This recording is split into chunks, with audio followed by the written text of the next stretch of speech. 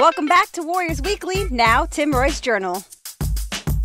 Well, I'm back just moving the mouse, trying to find out some more as we click and roll here. Tim Roy's Journal. Let's go to our questions. You, the fans, get your questions answered by the players and the coaching staff of the Golden State Warriors. Now, Sandra from Redwood City wants to know, how has Monta Ellis grown into that leadership role since the trade and over the last 10 days?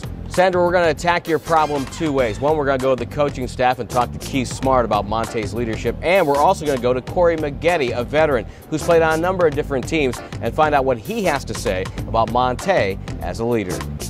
Well, you know, one thing, his on-game floor activity has increased, the way he's scoring the basketball and being more of a vocal leader, not only on the floor, but also when he's on the bench doing timeouts. You know, I think over the last couple of weeks, he's been able to emerge as a leader for the basketball team with the way his production has gone up, as well as the way he's communicating to his teammates on the floor.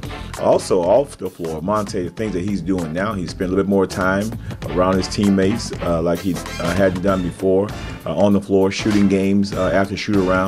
And also, when we have our morning breakfast meetings, he'll stay in and communicate with some of those guys about not only things about what's happening on the floor, but also things that they may have gone out somewhere for a movie or something like that. So he's trying to be real well-rounded with everything he's doing now, as far as how he's playing on the floor, but also how he's interacting with his teammates much more now.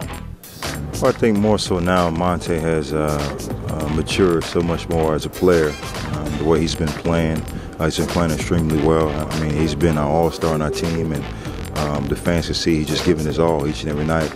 And also, he's really picked up on a leadership role. I mean, being a younger guy, Monta's 23, 24 years old, to pick up their leadership quality and also just present in the locker room as well as on the floor shows a lot of credit on his part.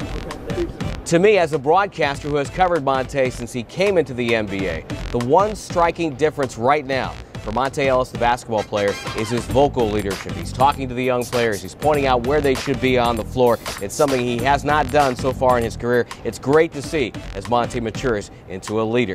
Now, if you want your question answered, just go online, Warriors.com, go to the blog squad, Tim Roy's Journal, fire away. We try to answer as many as we can. And as always, I'll see you in cyberspace.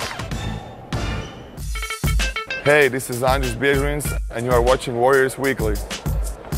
Al Attles is in his 50th year with the Warriors and always has time for a few hardwood classic stories. We sat down with Alvin as part 2 of our Warriors profile segment. Well, I'm back with my favorite Warrior of all time, that's Al Attles. And Al, things changed for you as a player in the 69-70 season with about 30 games to go and your second career started. How did you become a player coach? Mr. Mueller came to my house. He talks for a little while and he says, I'd like you to take over the team. I said, no, I don't want to do that. And he says, why? And I give him my reasons why. And my number one reason was that I didn't think that a change was going to help the team.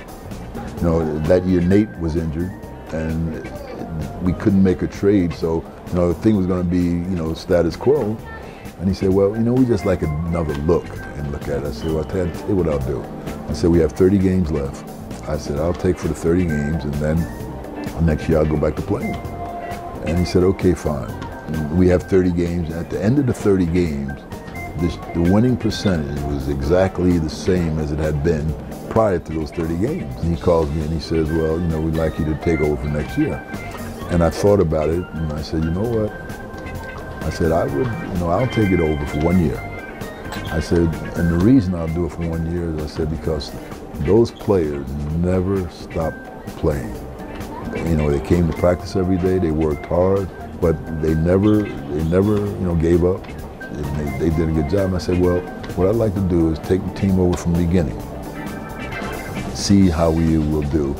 And that's the year we ended up, you know, we made the playoffs. And we came in fair-haired boy, made the playoffs, and I think a year or two later we won the most games any Warrior team had ever won. But it was a great season, and then that kind of started me on the way. Rick Barry arrived in 65, in the 65 draft, and then left for a while, went to the ABA. He comes back, it starts the ball rolling toward the championship season, 74-75. As you look at Rick Barry, why was he such a special player? Well, first of all, because he's from New Jersey. He's from New Jersey. Where you're from. Right, yeah, right. But he's not too far from where I was from. But I remember playing against him in the playground when I was still playing. But he was a special player. He was.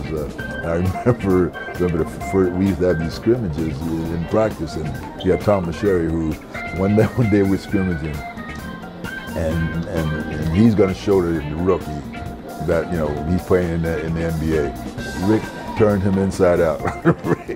and Tommy was so bad at him, he wanted to fight him.